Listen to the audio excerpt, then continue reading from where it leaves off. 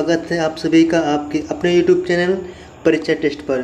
दोस्तों आज हम इस सेशन के अंतर्गत पद्मलाल पुनालाल बख्शी जी के जीवन परिचय को कंप्लीट करेंगे।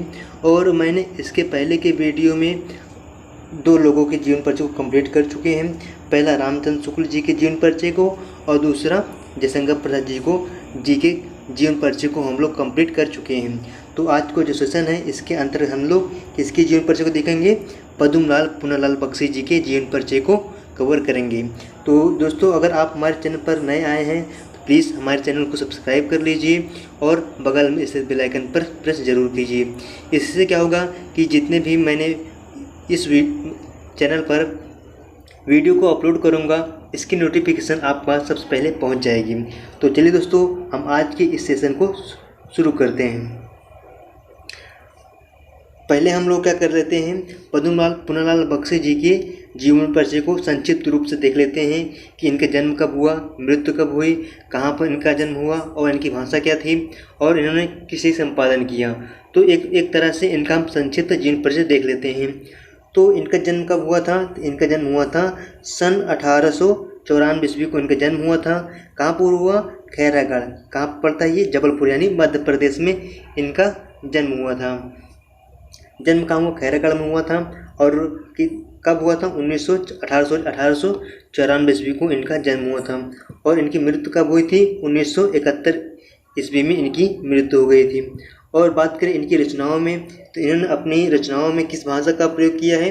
तो इन्होंने अपनी भाषाओं में खड़ी बोली का प्रयोग किया है। और इसके अलावा इन्होंने 2 पत्रिकाओं का संपादन भी किया है। एक सरस्वती पत्रिका का संपादन किया और एक छाया पत्रिका का भी इन्होंने संपादन किया है। तो आइए दोस्तों हम देख लेते हैं इनके पूरे डिटेल से जीवन परिचय को आपको किस तरह से एग्जाम में लिखना है। तो इनके डिटेल्स से जितने भी पहलू हैं सभी को इस सेशन के अंतर्गत मैंने रखने का प्रयास किया है। तो चलिए इनके जीवन परिचय को डिटेल्स देख लेते हैं। पद्मलाल पुनालाल बख्शी का जन्म सन 1894 ईस्वी में हुआ था। कहाँ पर हुआ? जबलपुर के खैरागढ़ नामक स्थान में हुआ था। तो इनका जन्म कब हुआ? 1894 ईस्वी को इनका जन्म हुआ था। जबलपुर के खैरागढ़ नामक स्थान पर हुआ था। और इनके पिताजी का नाम था पुनालाल बख्शी। इनका क्या नाम है? पद्मलाल पुनालाल बख्शी। और पिताजी का क्या नाम है? पुनालाल बख्शी। और इनके बाबा जो थे, मतलब इनके पिताजी के पिताजी यानी दादा, इनके बाबा थे, उनका क्या नाम था? उमराव बख्शी। ये दोनों लोग ही क्या थे? एक क्या है? साहित्य प्रेमी थे। दोनों लोग ही, पिताजी और बाबा दोनों लोग क्या थे? साहित्य प्रेमी थे। और इनकी माता को भी साहित्य से क्या था? प्रेम था। इनकी माता जी को क्या था? साहित्य से प्रेम था। और इस तरह से क्या था? इनको परिवार के रूप में एक साहित्यिक वातावरण का प्रभाव पड़ गया। मतलब इनका जो परिवार था एक प्रकार से देखा जाए तो इनके ऊपर साहित्य का असर हुआ, क्योंकि इनके परिवार में सभी लोग क्या थे? साहित्य से प्रेम करते थे। इसलिए क्या हुआ? परिवार के साहित्यिक वातावरण के प्रभाव के कारण या विद्यार्थी जीवन से ही कविताएं रचते थे। और इसके बाद दोस्तों सब प्रमुख बात ये क्या कि इन्होंने बीए पास करते ही इन्होंने क्या किया? सरस्वती पत्रिका में अपनी रचनाएं प्रकाशित कराना प्रारंभ कर दिया। कब? इतनी छोटी आयु में, मतलब बीए पास करते ही क्या किया? इन्होंने सरस्वती पत्रिका में अपनी रचनाएं प्रकाशित कराना प्रारंभ कर दिया। बाद में सरस्वती पत्रिका के अतिरिक्त अन्य पत्रिकाओं में भी इनकी रचनाएं क्या हुई? प्रकाशित होने लगी। सरस्वती के अलावा भी क्या किया? इन्होंने अन्य पत्रिकाओं में अपनी रचनाओं को प्रकाशित कराना प्रारंभ कर दिया। और इनकी जो कविताओं की प्रकृति कैसी थी? स्वच्छंदतावादी थी। जो इनकी कविता की प्रकृति थी कैसी थी? स्वच्छंदतावादी थी। बख्शी जी की प्रसिद्धि का मुख्य आधार क्या था? इन्होंने आलोचना और निबंध के आधार पर अपने आप को हिंदी के रूप में प्रसिद्ध किया। हिंदी के रूप में इन्होंने अपने आप में ख्याति प्राप्त की। किसके रूप में? आलोचना और निबंध के रूप में। और इस साहित्यकार का डेथ कब हुआ? मृत्यु कब हुई? 1971 ईस्वी को इनकी डेथ हो गई। कब हो गई? 1971 ईस्वी को इनकी मृत्यु हो गई। जन्म कब हुआ था? 1894 ईस्वी को इनका जन्म हुआ था। कहाँ पर हुआ था? खैरागढ़। कहाँ पे? खैरागढ़ में इनका जन्म हुआ था। खैरागढ़ कहाँ पड़ता है? जबलपुर यानी मध्य प्रदेश में इनका जन्म हुआ था। और इनकी मृत्यु कब हुई? 1971 ईस्वी को इनकी मृत्यु हो गई। तो दोस्तों आइए देख लेते हैं इनका साहित्य में योगदान क्या है, इन्होंने साहित्य में अपना योगदान क्या दिया है। तो बख्शी जी की गणना द्विवेदियों के प्रमुख साहित्यकारों में होती है। यानी पद्मलाल पूनालाल बख्शी जी जो हैं ये द्विवेदी के प्रमुख साहित्यकार हैं। और उसके बाद कह रहा है क्या, बख्शी जी विशेष रूप से अपने ललित निबंधों के लिए, किसके लिए रूप में, ललित निबंधों के लिए स्मरण की जाते हैं। किसके रूप में, ललित निबंधों के रूप में। और यह एक विशेष शैलीकार के रूप में भी प्रसिद्ध हैं। इन्होंने जीवन, समाज, धर्म, संस्कृति और साहित्य, इन्होंने क्या किया, जीवन, समाज, धर्म, संस्कृति और साहित्य आदि विषयों में उच्च कोटि के निबंध लिखे। क्या किया इन्होंने, जीवन, संस्कृत, साहित्य आदि के रूप में इन्होंने क्या किया, उच्च कोटि के निबंध लिखे। बख्शी जी ने 1920 ईस्वी से 1927 ईस्वी तक क्या किया, बड़ी कुशलता से सरस्वती पत्रिका का संपादन कार्य किया।